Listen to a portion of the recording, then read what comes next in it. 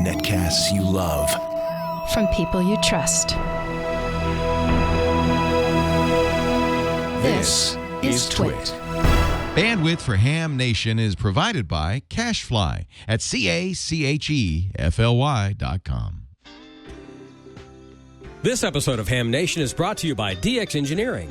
DX Engineering offers practically everything you need to outfit your shack, plus the fastest shipping in the industry. In-stock items ship the same day, Monday through Friday until 10 p.m. Eastern.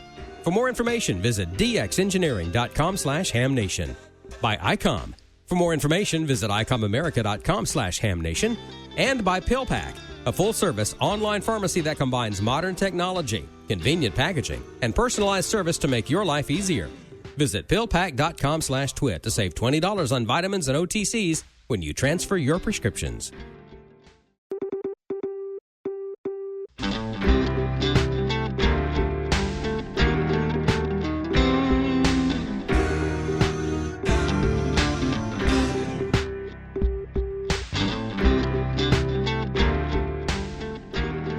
This is Ham Nation, episode 245 for April 27th, 2016. Val's Summer Vacation. Good evening and welcome to another exciting episode of Ham Nation. I'm George, W5JDX, along with most of our regulars here. We've got Don Wilbanks at E5DW. Say hi, Don. I'm one of the irregulars, thank you anyway, but I appreciate the kind word. How you doing? We're gonna have our standard Newsline segment a little bit later on tonight. We don't have solar weather. Dr. T has been a little bit under the weather, not the solar weather, but she's not been feeling well. So let's all get together and send some positive energy her way, and hopefully she'll be feeling better and join us back next week. George. Okay, Don. Sounds good. We'll look for you a little bit later with Newsline. And we've also got our friend Val with us this week, back with some more DX action. Hi, Val. Hi. I'm back on the heels of Visalia, and tonight in my segment, I'm going to show you how you can win this little QRP transceiver kit. This is in addition to George's segment where he gives out a prize. So stay tuned, and I'll tell you how to win this. Oh, 2 prizes for the price of 1. Yeah. How can you get any better than that? And to top it off, from Costa Mesa, live and in person, it's Gordon West. Well, hi there, everyone. Gordo here, WB6NOA, all set to head out to the Nevada State Convention in Las Vegas this coming weekend. And they're really working hard to make this a biggie, so it's going to be fun all this weekend. And then a couple weeks later, I'll end up at near Denver for the Rocky Mountain Convention, working with Amanda. And then after that, you all know what it is. It's the Dayton Hamvention. Well, finally, the extra book is out. All 712 questions. For those of you thinking, do I need to take the extra before it rotates in another couple of months? No, the questions in the new book, and by the way, the new book is also full color. Is that great? The questions in the new extra book reflect revisions, and while there's 100 new questions, they deleted 100 old questions. So it's about the same number of total questions, 712, and the degree of difficulty is not any harder than before. So just get the old current book if you're going for extra before the end of June, or go ahead and get the new book if you plan to do the extra sometime later on this fall. Now, for those of you that have extra, did you know that the commercial general radio operator's license, and I do the book as well, is very close to, and many times the exact same questions as extra, and the GROL is what many municipalities are looking for when they are hiring. You show them this, and they're going to be probably putting you at the top of the line for getting employed. But let's take a look at the relationship between the GROL commercial license and those extra class questions. So, Brian, if you don't mind, let's roll the short shots and we'll take a look. First of all, exact duplicate questions on the commercial test as the same as extra class. Here we are, side by side, same exact question, same answers in the same ABCD order. So if you've got extra, for heaven's sake, get the commercial general radio telephone license. It's not any harder than the extra. And this is what you want, the GROL. It looks good on a resume, and I've got the book out, the only one out with all the Q&As and explanations, and it's been revised, so you're studying the latest. Now, when you're ready to go out and work your GROL, if you're near an ocean, you may want to find that ship station inspections is a great way to make anywhere from $75 to $100 an hour. You got to have the right shoes, and you got to be dressed professionally. And when you're ready to go out there and inspect the marine VHF equipment aboard these small party boats, those are boats carrying passengers for hire. They get Coast Guard inspected every 5 years, and they have to have all of the equipment up to par and a signed off statement by you, the GROL operator. Small boats like this, or little water taxis like this, if they go more than 1,000 feet from shore, they have to have a commercial radio telephone inspection and an operator on board. We've got an island called Catalina, and there's the Catalina Flyer that also needs that radio inspection. It'll take you about 3 hours with your commercial GROL license to go over all of the radio equipment. And again, you're on the clock from $75 to $100, maybe even more. You don't need much more than what you probably already have in your ham shack. All of this equipment is common stuff. And we go in there and we make sure that the radio is putting out more than 20 watts after 10 minutes of key down. And that's not key down on the air, but key down on a dummy load. We look at SWR, and we need to make notes of that. We look at modulation. Now, this is the MFJ 2-meter modulation deviation meter, but you know it works quite nicely on a spur coming out of the radio up at 156. So if you have one of these, it'll work great. Here's another way to check for modulation. Your time aboard the vessel is looking at frequency to make sure that you are within specification. Because remember, these boats are carrying passengers for hire. You'll need a simple volt-ohm meter. Little digital one like this will work great. There's that dummy load for a 10-minute test that's required by the FCC rules. And the Coast Guard looks for your inspection certificate. You should have a marine VHF radio also to make sure that the modulation sounds good. And you can listen to it on your own little portable marine radio. And, of course, sometimes you have to unbundle wires to get at meter measuring points, and you want to put them back. So bring a few of these little tools with you.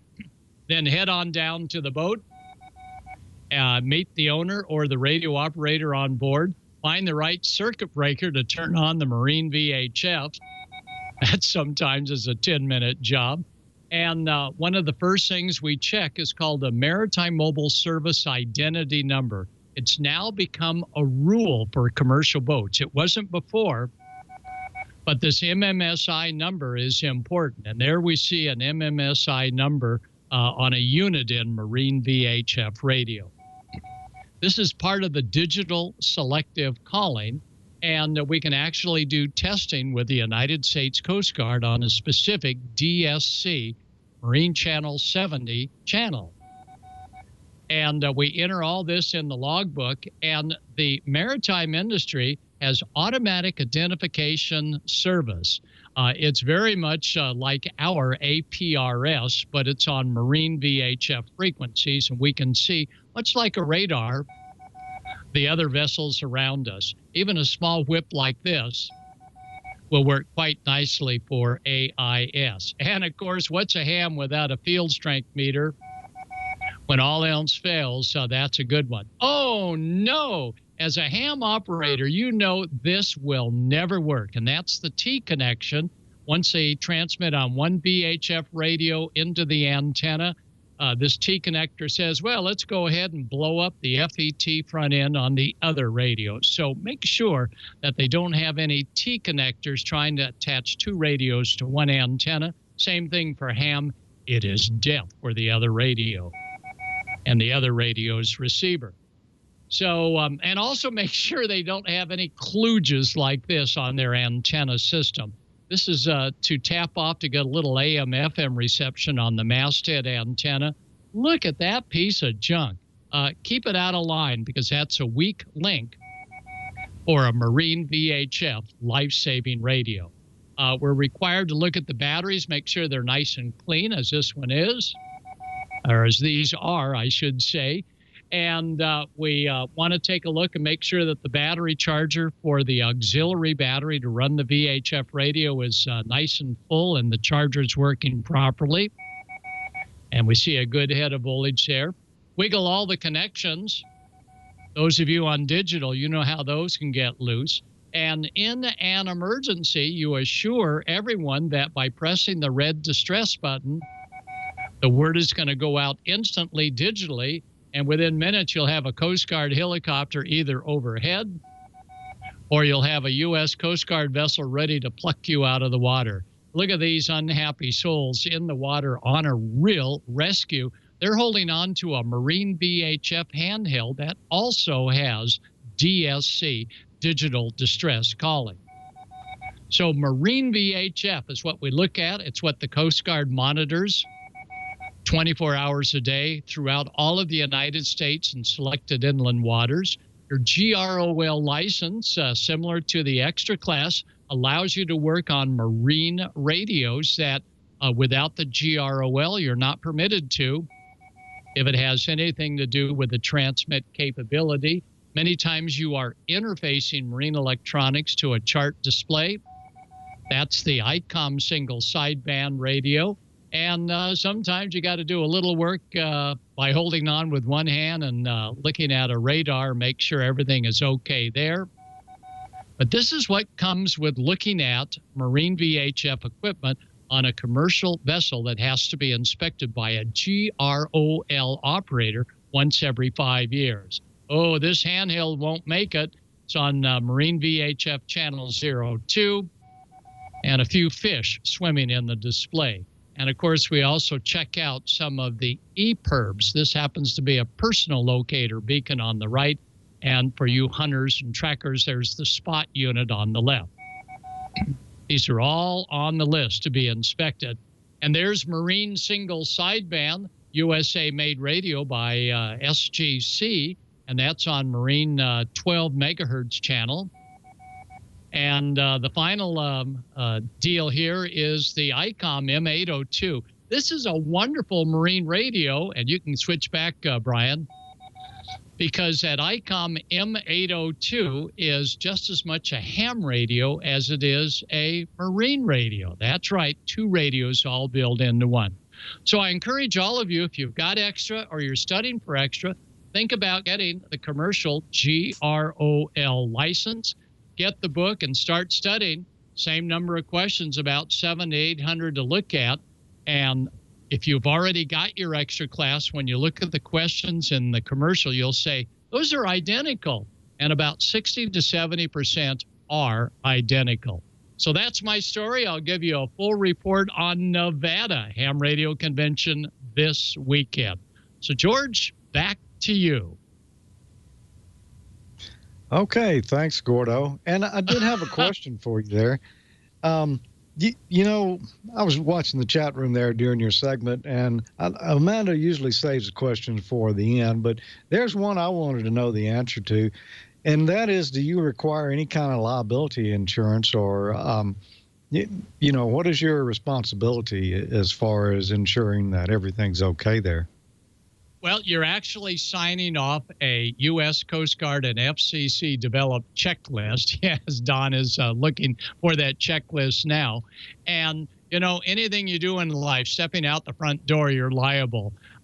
I do not have any specific liability insurance, and I'm very cautious when I'm working around these vessels never to really undo anything that's part of their life-saving equipment. So I think if you prudently follow the FCC rules on what to look for and test only for that, I think you'll be good to go without any flashback. Okay, good to know. Yeah, I've got a GROL myself that I've had for years. It used to be required to work at television stations as a transmitter engineer and at higher power and directional AM stations. Right. And it's not required for broadcasting anymore. So I guess marine is the only thing I really know for certain that it's actually required for now.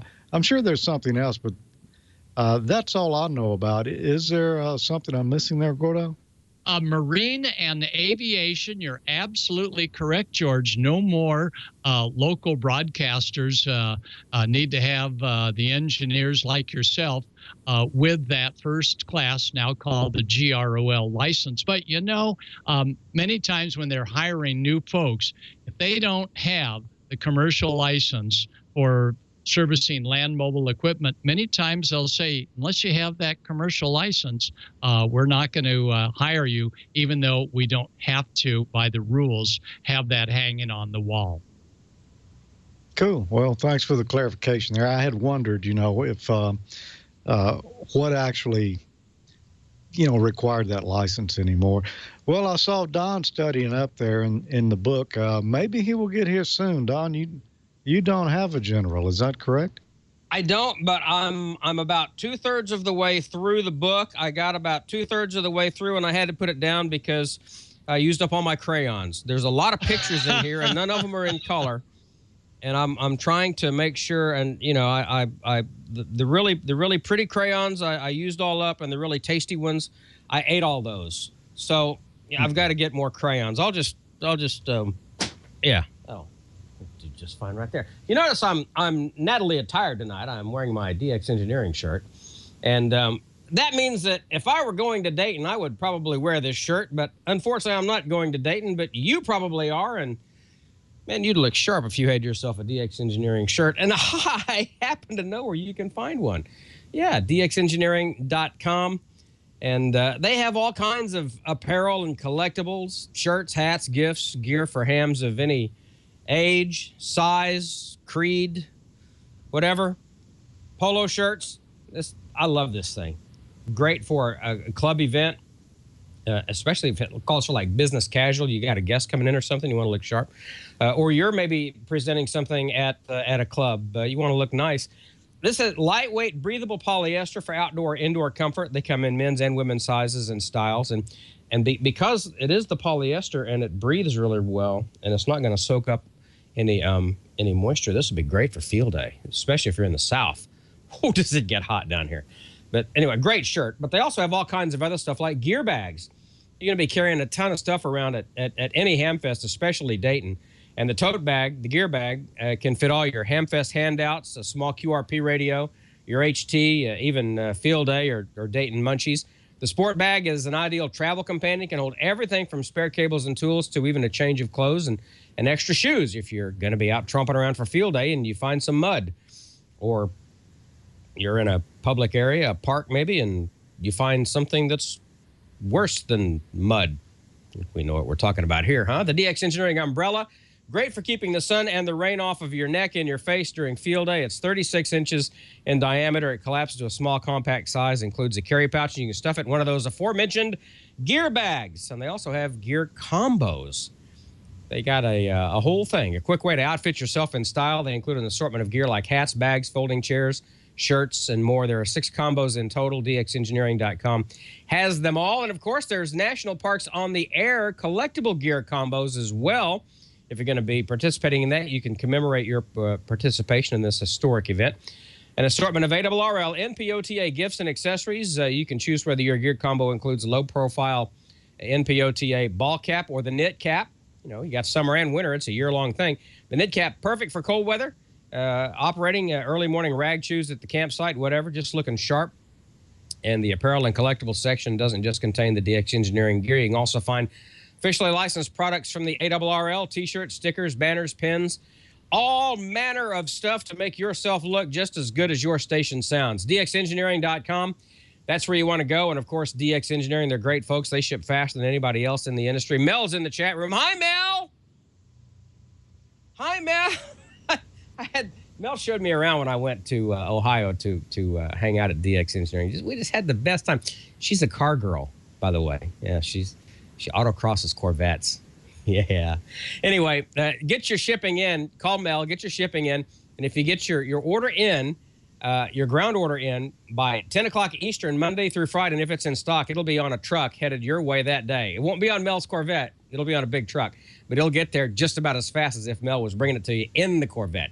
Proven products, expert advice, DX Engineering helps you shrink the globe. Request your catalog. Shop online 24/7 at dxengineering.com/HamNation. We thank them so much for being part of the Ham Nation family. We love DX Engineering. Great folks.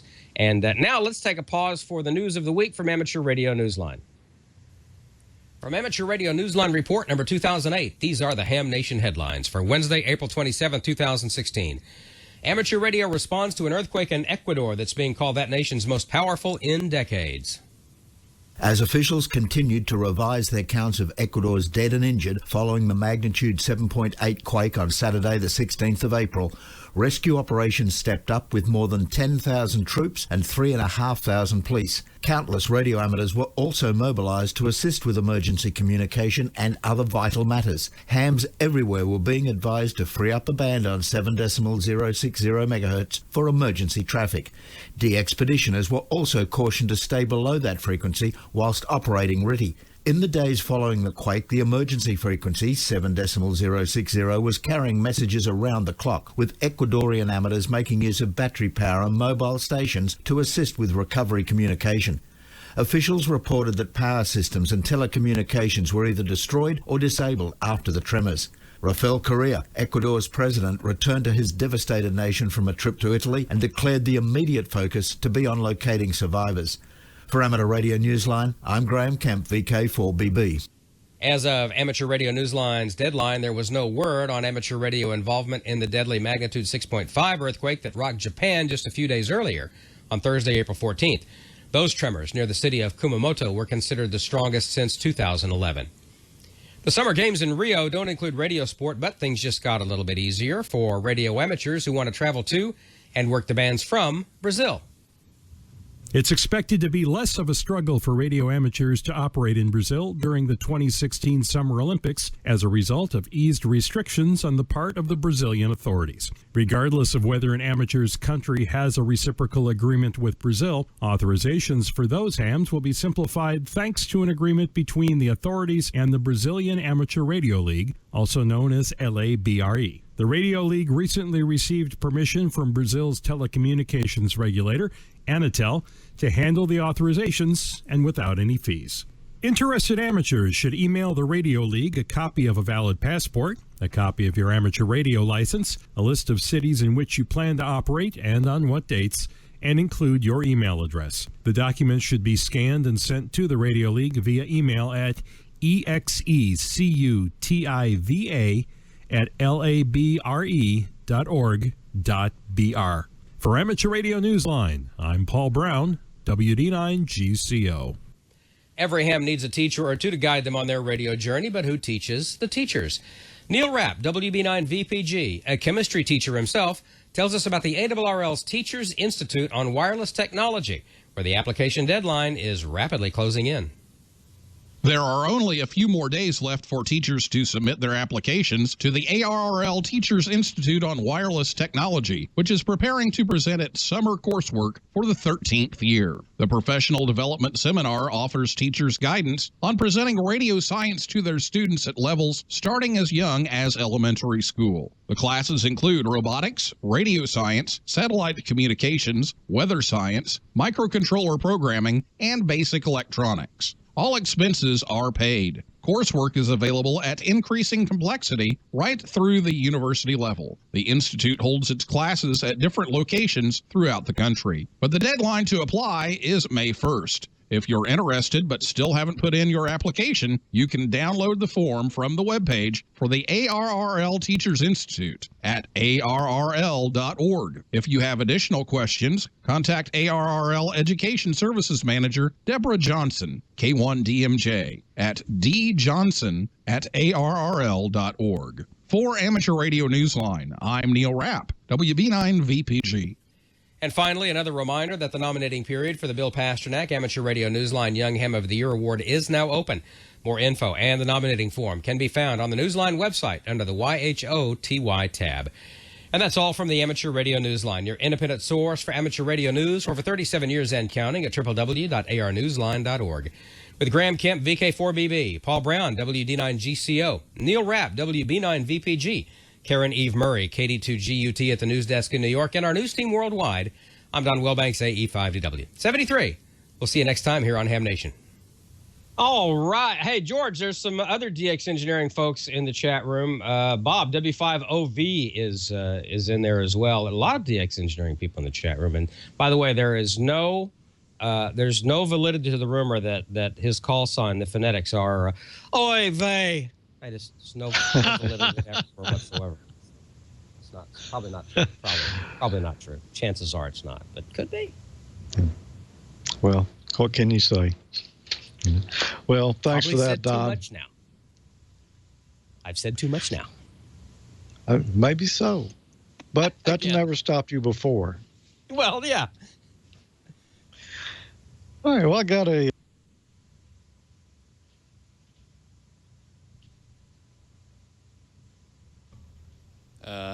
Is anyone else not hearing George? Yeah, Did you mute not hearing yourself? George. I think I muted myself. Oh. You did. It must be that how. sunburn, George. It must be. Yeah. It's been hot here this week, and I have been out in the sun some. Yes, you have. We're installing a triplexer for 3 5,000 watt AM stations so they can all operate off a single tower. That's an interesting project, and I'll have to bring some footage or something from that. But I want to talk about something Bob was talking about RFI last week and about baluns, spelled BALUN, balanced to unbalanced.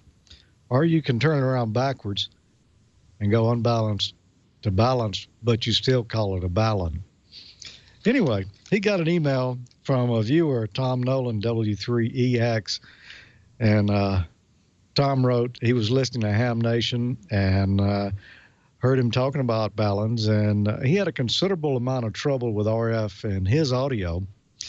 A friend, W3BV, told him about a one-to-one inline feedline isolation balun. After recently configuring his ham shack, or reconfiguring it, and I think we got a picture of some baluns here, which included not grounding anything. He says he added one of the units to his main feed line going to the tower, and he no longer has any RFI issues in the shack. It would be interested in knowing what Bob thought about these devices, and I think Bob is not here, but I know he would give it a big thumbs up.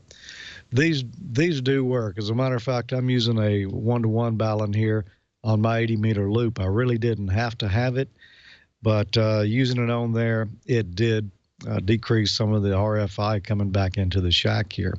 And there's some there from DX Engineering.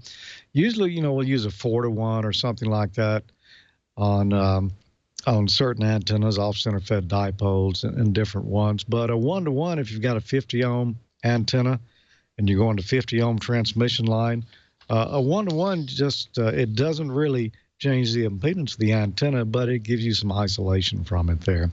So thanks for that email, Tom.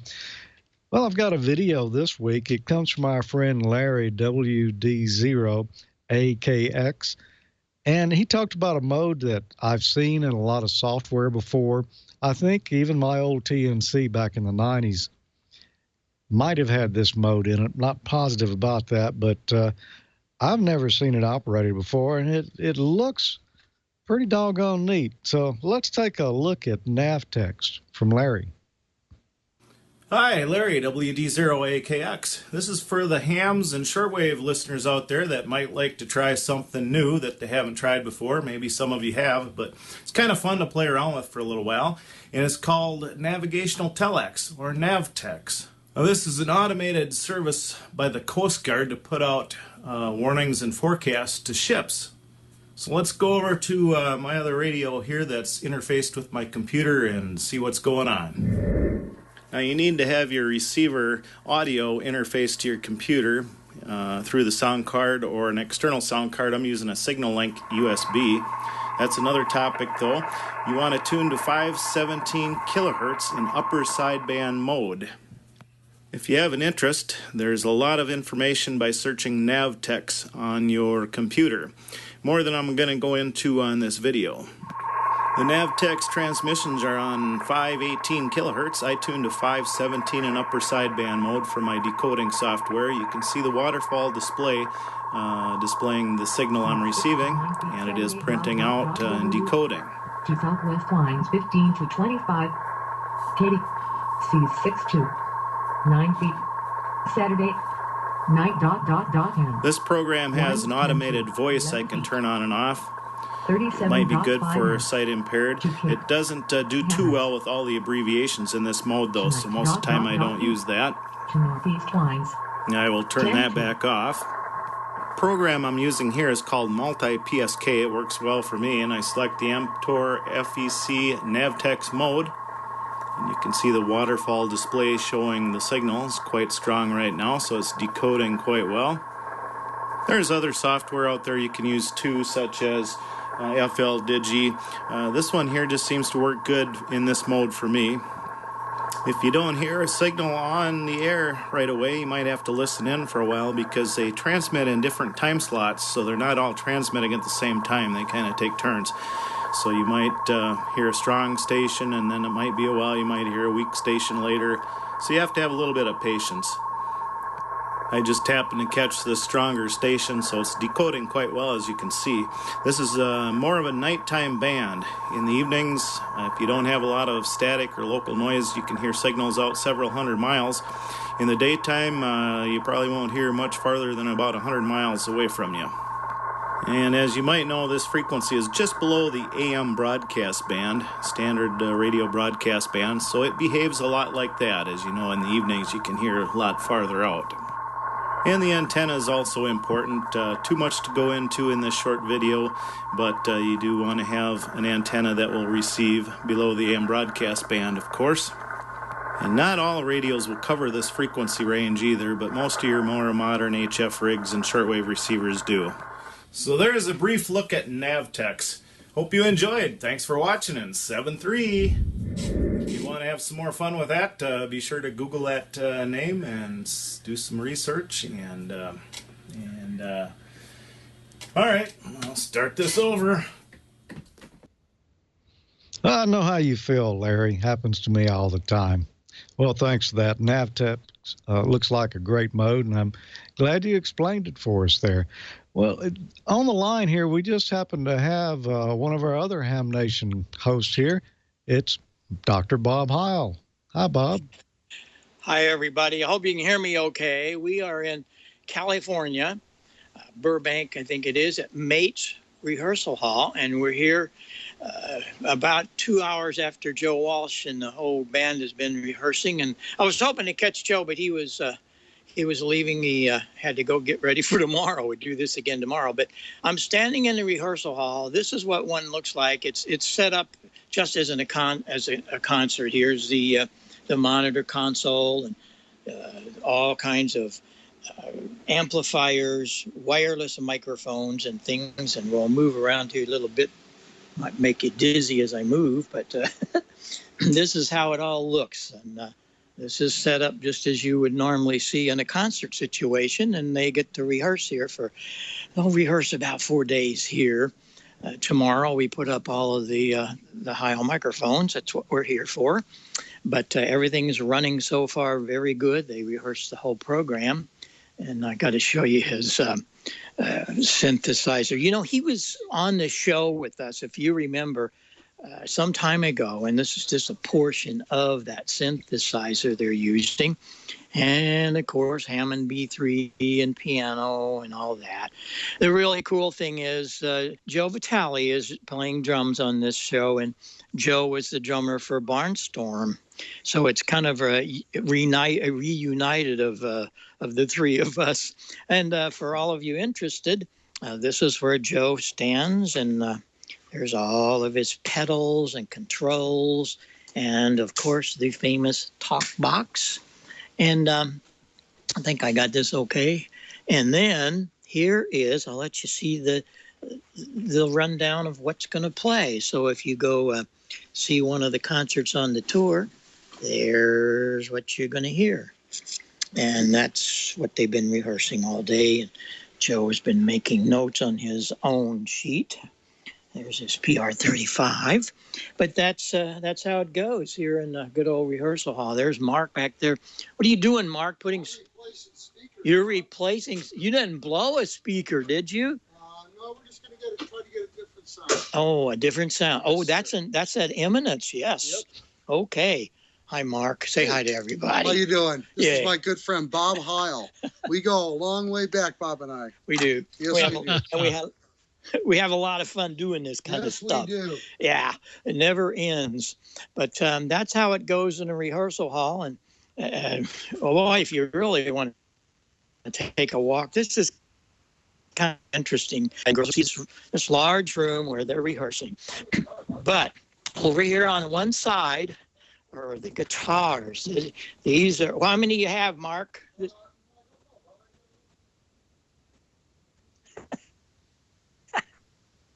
Mark takes care of all, and you'll see in a concert, he'll run out and change guitars. Well, Mark's that guy. And there's 19 here. And these are all different tuned, different sounds for different songs. And Mark and Joe have worked that all out. And this is where Mark sits.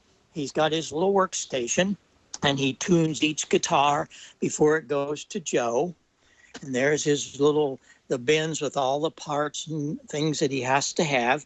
And then he'll run out and take the different guitars to Joe. Here in the rehearsal hall is kind of interesting. The front of the house, what you saw was the monitor console that goes on stage. But the front of the house, and to make that work in a rehearsal hall, we're going to take a walk. Well, looks like we're losing Bob's signal here. So yeah, it looks like the front of the house. Part of the house. Let me see here. Better get some lights. And yeah, now he's gone. So I guess I'll try and call him back. But it looks like maybe wherever he's going, there's poor cell reception. Right. Okay. Well, if you can get him back, that's great. Just break in whenever. In the meantime, I've got some stuff I can give away here, and we'll talk about that just a moment. You know, last week I showed PlastiPair, that mixture of powder and liquid you put together and you could make plastic parts with or repair plastic. Hold on. And I asked a question. What will you fix with PlastiPair? Boy, I had a lot of good answers on this. I'll just give you a couple here. Scott said that he'd use it to fix several knobs on his boat anchor collection. A lot of people said they would fix knobs with it.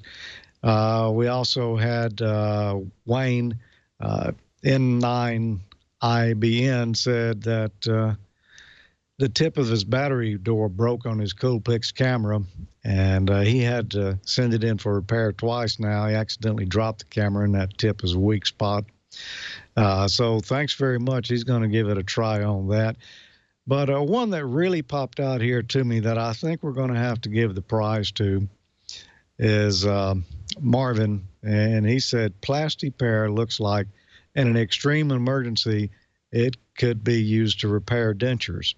And correct, Marvin. As a matter of fact, the smell of that PlastiPair liquid, if you've ever been to the dentist and had a temporary crown made, those two things are an awful lot alike. I tried doing some research to see if I could buy some material for making temporary crowns that might be the same, but couldn't come up with it. But the smell is the same, so I know it's very similar stuff there. Well, Marvin, we're going to give you this MFJ voltammeter. It's the MFJ 4422, 3.5 volts to 30 volts DC, up to 30 amps.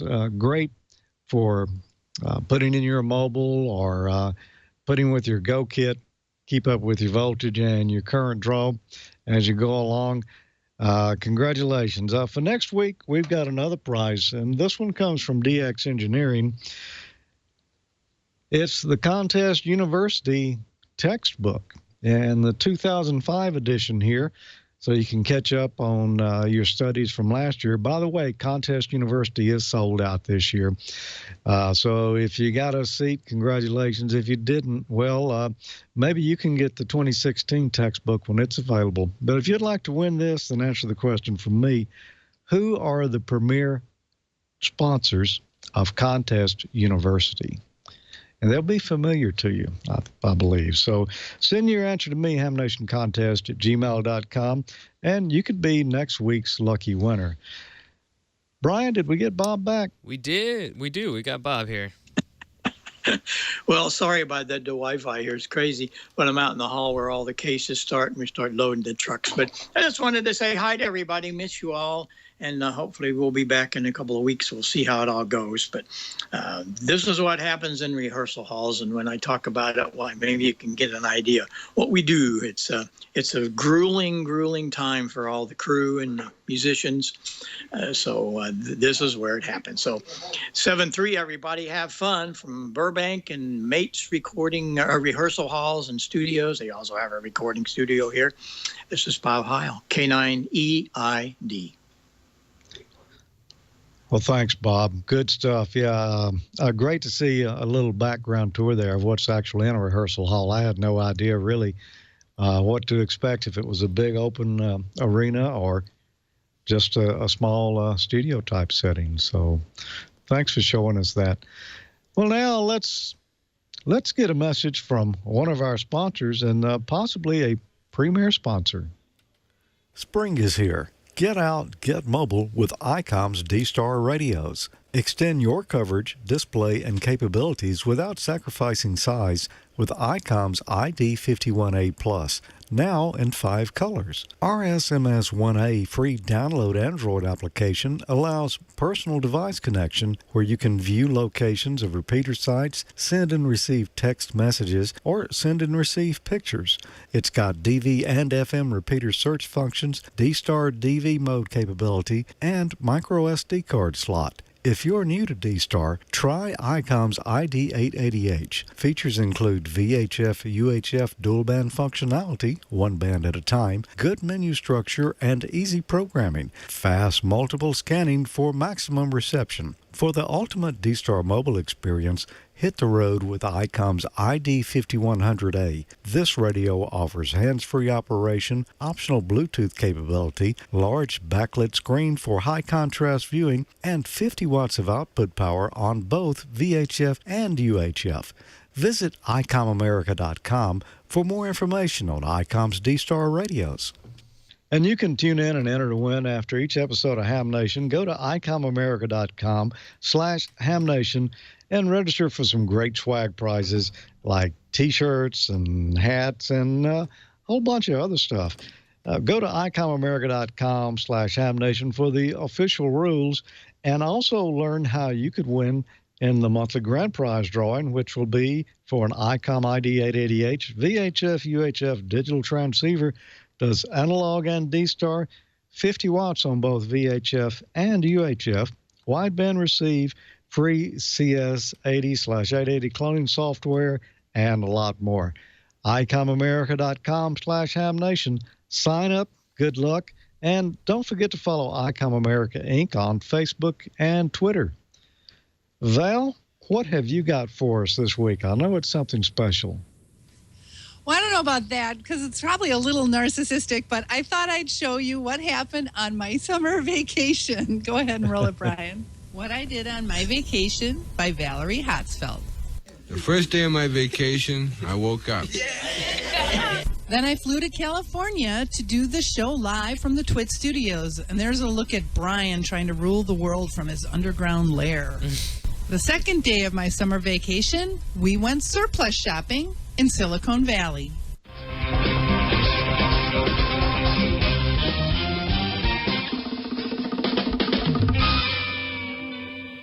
The first stop on our tour, Access Solutions in San Jose.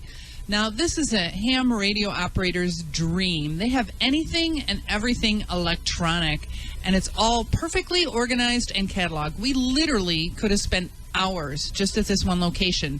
But nope, we're off to our next stop.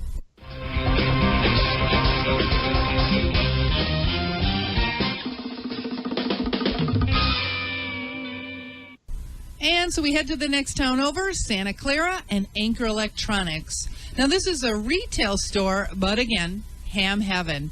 And luckily, Jerry and I flew to California, didn't drive. Otherwise, our car would probably be full right now, and I'd have to put Jerry up on the roof with Aunt Edna. Oh, no. You can't put her up on that roof. It's not as if it's going to rain or something.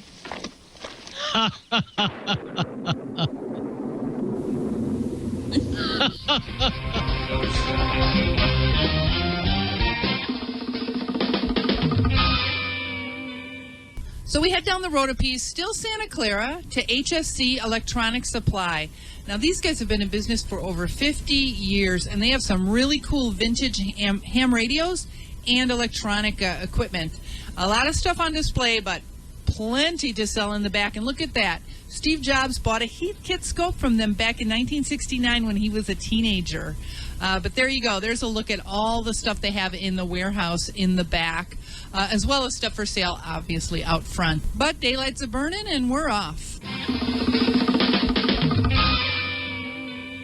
Now, just up the road from Santa Clara, we're in Sunnyvale, California, at Fry Electronics. Now, we don't have these by us, so I was kind of very impressed with how huge this store is. I mean, it has anything and everything you can think of electronics. But along the walls, they have all these old photographs of Silicon Valley back in the early days. Now, I couldn't take all the photos, especially since Tim Duffy and I almost got kicked out for going into a restricted area, but it's definitely worth the visit to see all these really cool vintage photographs from the golden era of computers.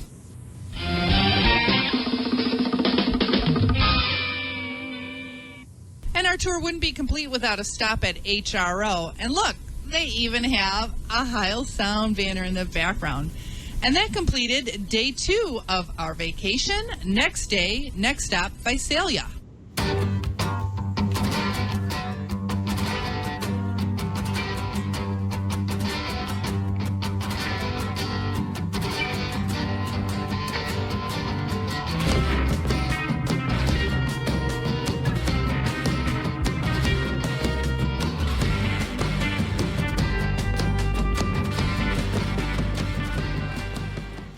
And here we are at the International DX Convention in Visalia.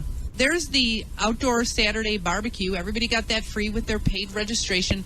Lots of vendors, lots of great seminars and forums, even one by Dr. Bob Heil himself on audio.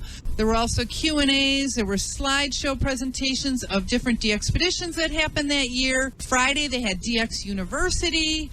Saturday night, a huge banquet.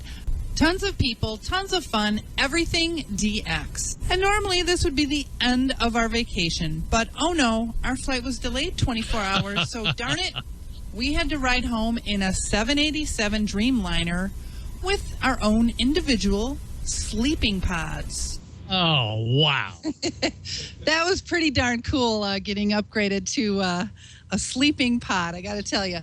Now, when we were on the trek, HSC was one of the places we stopped, and they have these great little kits. They're $14.95. They got 3 locations, Sacramento, Santa Clara, and Ronner Park. But I'm going to be giving away this little homebrew kit on Facebook. So you got to go to Twit's Ham Nation on Twit's Facebook page, and I'm going to post in there a way you can win this, and I will send this off to you. I know it's not very expensive, but I'm on a budget, single mom on all. So that's that for that. And let's take a look at this week's DX report. And it's time for this week's edition of the DX Files.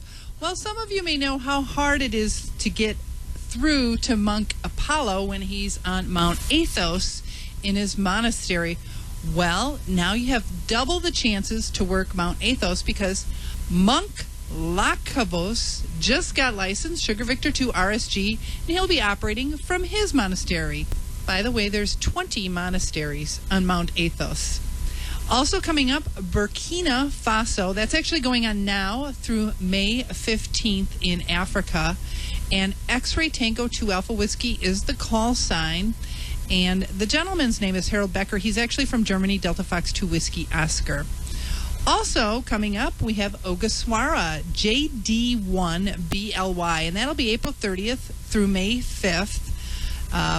The gentleman that's going is working on a weather project there. He's originally from Japan, but he'll be operating there for a little bit, JD1BLY, and there's a shot of him working on an antenna. And for those of you IOTA chasers or anyone needing Bahrain, Hawar Island's going to be active anytime now, and they're Alpha 91 Hotel India, and they're only going to be there till May 1st, but there's 10 team members, and that's Alpha Sierra 202 for you IOTA chasers. And that's it for DX Files. And also I wanted to mention too, American Samoa, they're on the air, and that's Kilo Hotel 8 stroke Kilo Charlie 0 Whiskey. And he's been on American Samoa, so not a lot of people go there, so good time to catch that one. And coming up this weekend, big QSO party, Florida QSO party going on. That's a really big one. And next weekend, we have two big QSO parties, the New England QSO party, as well as 7QPs, the 7th Call Area QSO party. So not a lot of big contests, but a lot of QSO parties, so to keep you active and on the air. And that's all I've got for this week. So I'm going to send it over to Don, who's going to tell you all about drugs, I think. Well, life's more interesting when you're medicated, and that brings us to PillPack. No, not really, but anyway, PillPack is it's an online pharmacy, and all of your pills come in one of these guys right here. So no more having, 400 individual bottles that you can't open anyway, or, putting them all in the little clamshell 7-day. Oh, God, it's just the worst. You got to get PillPack, full-service online pharmacy that will make you wonder why you ever settled for traditional pharmacies. You'll never have to wait around for your prescriptions, sort your own pills, chase down your doctors for the refills again. The pharmacist takes care of everything for you. And they use advanced technology to sort all your meds and your vitamins by date and by time for each dose. You can also order creams and inhalers, diabetic supplies, which come in refrigerated, easy-to-open packages. Shipping is always free. And traveling is, besides keeping everything in one spot, traveling is great. I mean, you're going to be going to Dayton. And, if, like a lot of us, you've got medications that you take on a regular basis, you just come back to me, Brian. I want to show you something real quick. You strip off a week's worth of these guys right here and throw them in your bag, okay? And isn't that a lot more elegant than the silly clamshell thing that you got to refill every time? And what if you're going to the beach and you got to take, I don't know, a certain medication, say at 2 o'clock in the afternoon, and you're going to be on the beach? Well, you don't have to worry about sand or moisture or anything. You just throw one of these in your beach bag, whatever it is that you have to take that day. They're all completely sealed, and you don't have to worry about contamination or anything else. Everything is right here on the front. You can see through the back, tells you exactly what it is. It's great. And the pharmacist, and I just want to let you know about that. It's the best thing for traveling. Absolute best thing for traveling. Shipping, by the way, always free. And their pharmacists are available 24/7. You can speak with them anytime from the privacy of your own home, or even if you're on the go. Call them from the beach. Call them from Hamvention if you need to. PillPack has truly designed their pharmacy to make your life easier, and they have very quickly disrupted the traditional pharmacy industry. They are paying attention, people. What's great is that PillPack is compatible with most major insurance plans, including most forms of Medicare Part D. The service is free. That means you only pay copays set by your insurance provider. I want you to go to pillpack.com/twit and sign up. It only takes 5 minutes. You can do it now if you want, or wait till after the show, but you got to do it. pillpack.com/twit. 5 minutes, you'll be started, and when you use our link and transfer your prescriptions to PillPack, you'll get credit for $20 worth of vitamins and OTCs. pillpack.com/twit. They're a fine sponsor of this particular program, and we do appreciate them so much. And we appreciate Amanda as well, because she tries to bring a little bit of class and decorum, and following me, that's a hard thing to do. So let's talk about the chat room, shall we, Amanda? How are you tonight, baby? Good evening, everybody. So nice to be here. Let's see. Couple of questions. George, is George with us? Yes. Hey. I Okay. think. Yeah. Maybe. Okay. Oh, you guys dropped Val. Okay. This is a balun question. Tinker Toy wants to know, would a 1-to-1 balun help with RF noise leaking in a feed line? They're getting high noise in their antenna on HF. Possibly. Yeah, it's something you'd have to try. I'm not sure I exactly understand the question. Is it noise from something else coming into the feed line? If it's actually, well, you'd have to try it and see. I don't know. What do you think, Gordo? Yeah, if the noise is external, like power line noise that one of our viewers asked about today, boy, that's a tough one. I don't think the balun, even a 1-to-1, is going to help. But if the noise is somehow getting into the coax, and depending where that balun is, it might help. So I agree with George. Try it. See what happens. Okay, that sounds good. And now I got to adjust my light here. All right, feeling better. Okay, the next question, Gordo, this is for you and about the GROL. If performing marine radio equipment tests, do you require proof of recent certification or proof of calibration for your test equipment? The FCC nor the Coast Guard requires calibration paperwork, but it's always safe to keep great notes and now and then calibrate your gear and just have that available. I've never, ever had someone ask me about calibration, but you're right. It's good to keep records and document. Okay.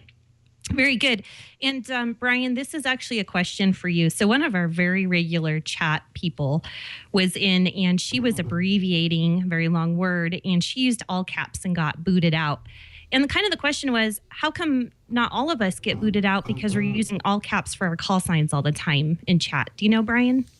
That is a good question. I don't moderate the chat, so I don't have a very clear answer. I mean, the only thing I can think of is that we don't allow all caps when we're just doing regular chat. So maybe if the only thing that you have when you type something out is all caps, that's why it would get blocked. So you could try doing some caps and some not caps and see if that gets you from not being blocked. But I can find out and get more specific maybe next show.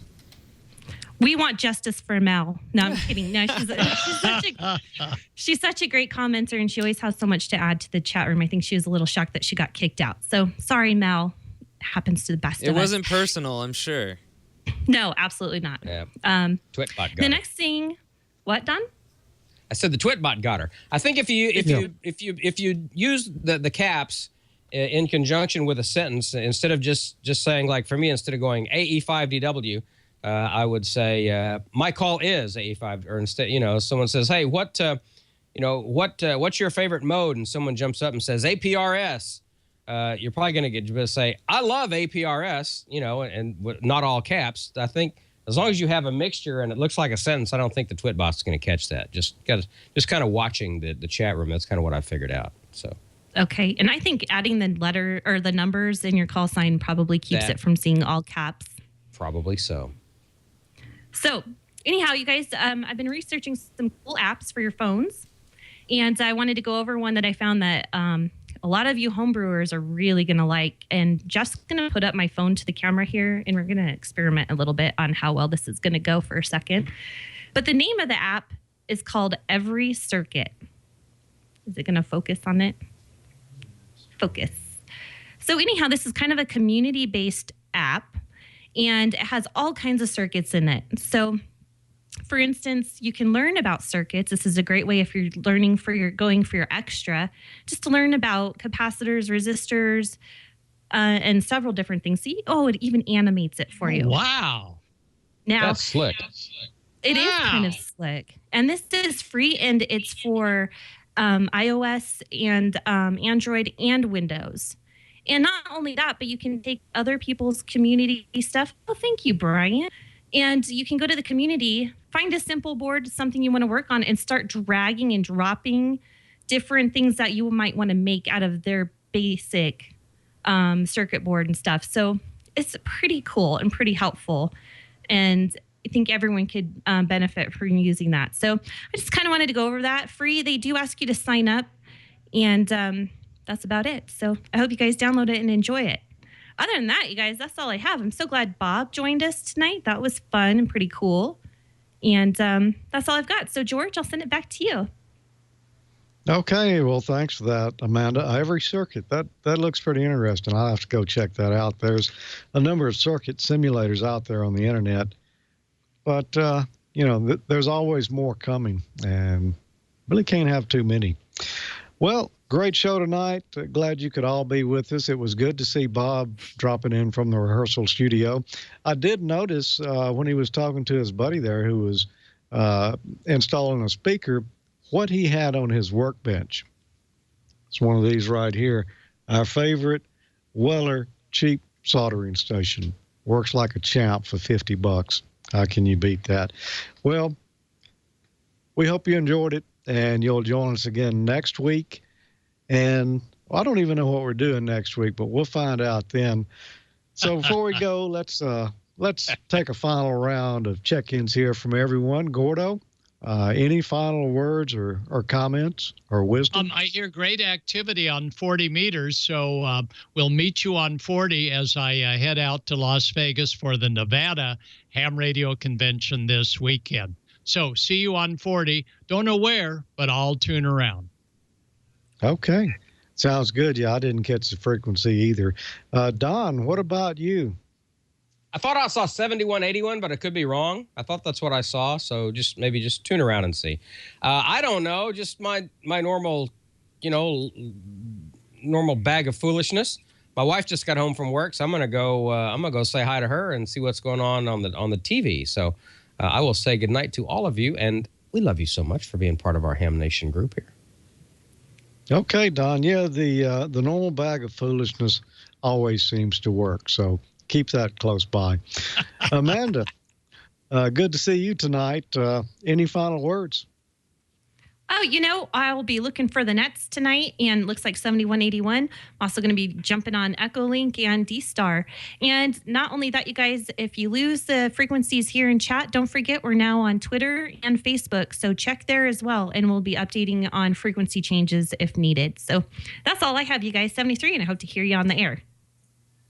All right, 73, Amanda. And 20 meters, I did not see a frequency or any information on that. If it's on, it's probably around 14.268.